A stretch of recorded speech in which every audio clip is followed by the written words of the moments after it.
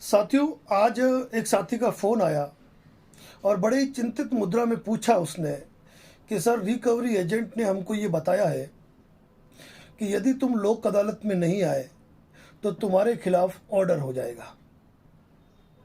तो मैंने उन्हें समझाने की कोशिश की तो उन्होंने मुझे कहा कि सर, आप जानते नहीं हैं क्या स्थायी लोक अदालत में वास्तव में ऑर्डर हो जाता है और अगर मैं नहीं पहुंचा तो मेरे खिलाफ ऑर्डर हो जाएगा।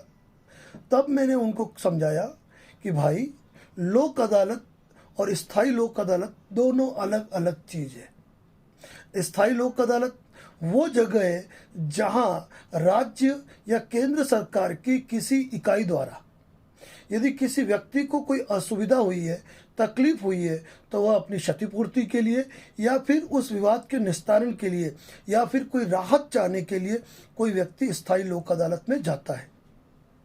स्थायी लोक अदालत में कोई भी बैंक या एनबीएफसी किसी क्लाइंट के खिलाफ या किसी लोन डिफॉल्टर के खिलाफ कभी नहीं जा सकती है।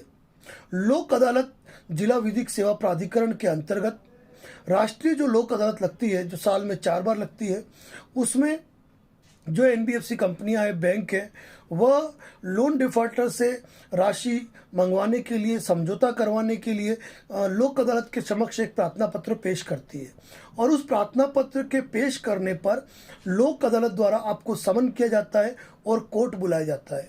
आप कोर्ट जाए तो आपकी इच्छा, आप नहीं जाए तो आपकी इच्छा, आप गए, कोई समझौता नहीं किया तो भी चलेगा, गए, समझौता हो गया, अच्छी बात है, आप जाना ही नहीं चाहते तो भी कोई बात नहीं है।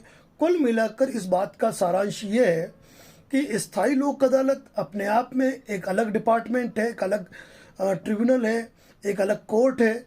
उसी तरह लोक अदालत उससे अलग है। लोक अदालत में जाना नहीं जाना आपकी इच्छा पर निर्भर करता है। लोक अदालत में किसी मामले का सेटलमेंट हो गया तो मामला वही खत्म हो जाता है। यहाँ पर ये बात भी मान के चलिए कि लोक अदालत में यदि आपका कोई समझौता होता है तो उसकी अपील नहीं होती है और मामला पूरी तरीके से वह निस्तारित हो जाता है। लोक अदालत में मामले का निस्तारण होने पर यह मान के चलिए कि आपके जितने भी केस चल रहे हैं, चाहे सेक्शन 25 हो, 138 एनआई एक्ट हो या फिर आर्बिट्रेशन ही क्यों नहीं हो, सारे केस खत्म हो जाते हैं। और एक और महत्वपूर्ण बात कि स्थायी लोक अदालत में केवल लोन डिफॉल्टर यानी कि आप जा सकते हो यदि आपको कोई असुविधा हुई है तो, लेकिन लोक अदालत के अंदर बैंकें भी जा सकती है और एक आम व्यक्ति भी जाके बैंकों को भी तलब करवा सकता है। इसीलिए अपने दिमाग में इस बात को कतई नहीं लाइए कि नहीं गए तो कोई कार्रवाई हो जाएगी आपके खिलाफ।